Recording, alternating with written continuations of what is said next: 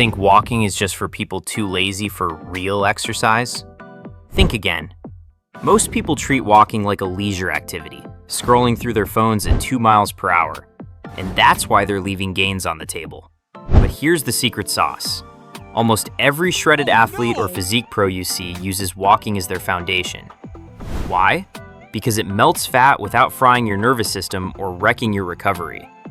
Today, I'm giving you 7 walking hacks to flip your metabolic switch into fat-burning mode. Stick around for hack 7. It's a military-grade secret that burns more fat than jogging while actually protecting your knees. 1. Walk before breakfast.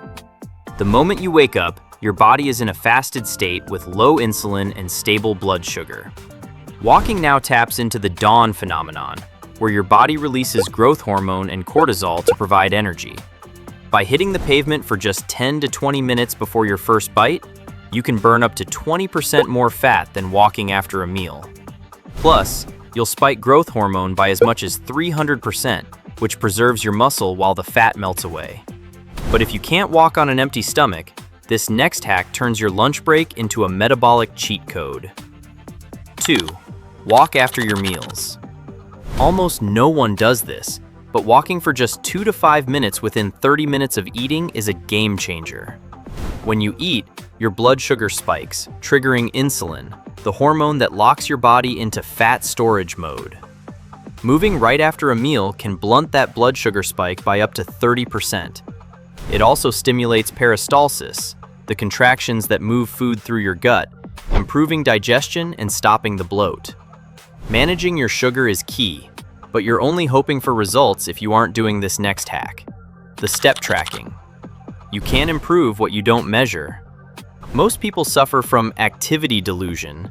They think they're hitting 8,000 steps, but the data shows they're closer to 3,000.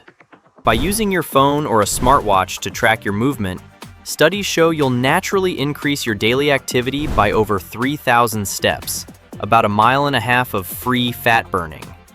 Now that you're tracking the data, let's talk about the sweet spot pace that melts fat without the huffing and puffing. 4. Walk in Zone 2.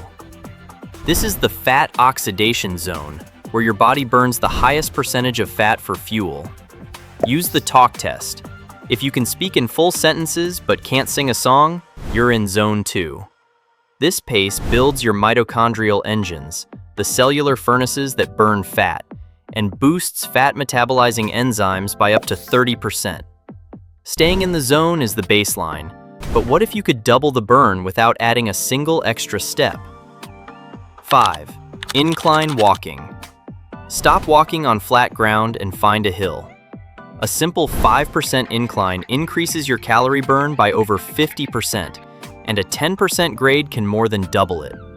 By shifting the load to your hips, glutes, and core, you actually reduce stress on your knees compared to flat walking or running.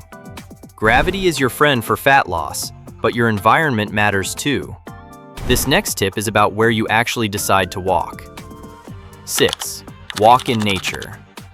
High cortisol levels tell your body to store stress fat specifically around your midsection. Research shows that spending just 15 minutes in a green space can drop cortisol levels by 14%. You get the same number of steps, but with a hormonal shift that makes it easier to control cravings and lose belly fat. We've optimized your hormones and your heart rate. Now, let's look at the heavy hitter used by firefighters to build muscle and burn fat simultaneously. 7. Rucking. It's simply about walking with a weighted backpack. Aim for 5 to 10% of your body weight. This military-grade secret turns a standard walk into a full body conditioning workout.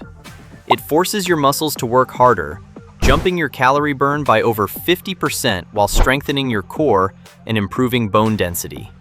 It's the ultimate way to multiply your results without adding a second to your workout time. Remember, walking is a force multiplier, not a miracle formula. You cannot outwalk a bad diet. To keep the scales sliding, you need to stay in a calorie deficit and hit your protein goals. One final question to get you started.